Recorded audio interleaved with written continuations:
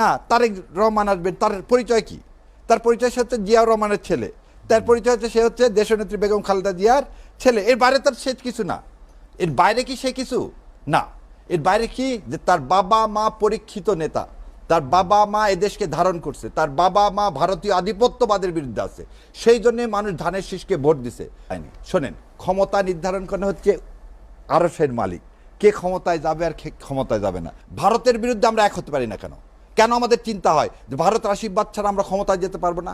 আমি বিশ্বাস করি শহীদ রাষ্ট্রপতি জিয়াউর রহমানের সন্তান বেগম খালেদা জিয়ার সন্তান এদেশে এসে প্রথম কাজটাই করবে। কি কাজটা করবে? আনন্দবাজার পত্রিকায় যে কথাটা আসছে যে তারেক রহমান 3টা চুক্তি করে এদেশে আসতেছেন, উনি এসে প্রথমেই এই বক্তব্যটাই দিবেন যে ভারতের কাজ হচ্ছে আমাদের স্বাধীনতাকে বিকৃত করা, ভারতের কাজ হচ্ছে ন্যারেটিভ তৈরি করা যেটা অসত্য, এবং আমাদের জীবনে যতদিন হাদির মতো রক্ত আছে আমরা ভারতের আধিপত্যবাদের বিরোধিতা করে যাব। স্বরাষ্ট্র উপদেষ্টা, আইন উপদেষ্টারা বলে আমাদের কোনো ইয়াই নাই, লোভই নাই, আমাদেরকে জনগণ বসাইছে, যেদিন বলবে চলে যেতে সেদিন চলে যাব।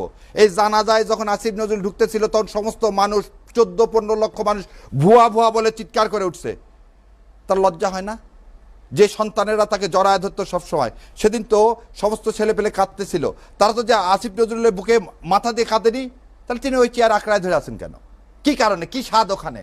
ও স্বাদটা হচ্ছে ও আরো কিছুদিন থাকার স্বাদ, ও স্বাদ পূরণ হবে না।